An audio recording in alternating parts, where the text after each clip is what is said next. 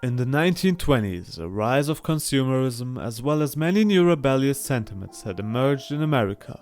As a younger generation began to rebel against societal norms, different aspects of society would also experience changes that would eventually transform America into a modern society. In an attempt to uphold the morality of society, the government passed the Prohibition Act in 1920 to ban alcohol. Although the concept of prohibition was initially meant to eliminate crimes or even society's downfall, it ultimately created even more crime. Due to the greed surrounding new ways to make money, individuals and families began to create organized crime organizations that essentially led to the rise of mobsters, speakeasies, and more. Although many different criminals rose during the 1920s, possibly the most infamous of these would have to be Al Capone. Growing up in New York, he was surrounded by crime and showed signs of violence as a child.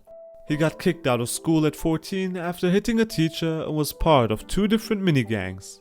He joined a third gang called the James Street Boys Gang, run by Johnny Torrio, who just so happened to become his mentor throughout life. Before the age of 21, Capone had already been involved in several violent incidents, including when Frank Galucio slashed his left cheek after Capone made an unpolished comment to his sister, thus giving him the nickname Scarface. Capone arrived in Chicago in 1919 and didn't waste time in getting in the city's crime scene. As prohibition was rising, bootlegging operations were gaining wealth and power. Since leaders like Torrio and Capone held so much influence and power, many people feared them, and many other gangsters were also out there to get them. After Torrio's retirement to Italy, Capone took over his place as the crime leader in Chicago. Being involved in multiple violent incidents and seemingly larger-than-life scenarios, he gained the attention of many Americans. Capone was involved in some sort of organized crime throughout almost his entire life, leading to his influence of those in the crime scene and the fascination of many Americans.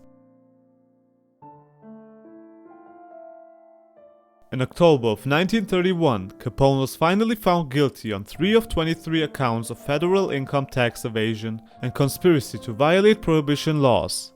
In 1932, he entered the Atlanta prison but was later moved to Alcatraz in 1934. His 11-year sentence was ended early as he became ill with a late stage of syphilis and was transported to a Baltimore hospital. Eventually, in 1947, he died of cardiac arrest on his Florida estate. Although he lived a fairly short life, the impact he left on the American crime scene is not one to be overlooked. As much influence as gangsters like Capone and Torrio had in society during their time, the rise of crime that they influenced has also influenced crime scenes today. As the illegal distribution of alcohol was probably the largest source of crime in the 1920s, similarly, illegal drugs are widely distributed and very popular in modern America. Drug use in America leads to similar issues as alcohol did during the Jazz Age, such as gang violence, illegal ways to gain immense wealth, and many crime organizations with the sole purpose of distributing drugs. While authorities took down many gangsters, organized crime still holds a role in modern society.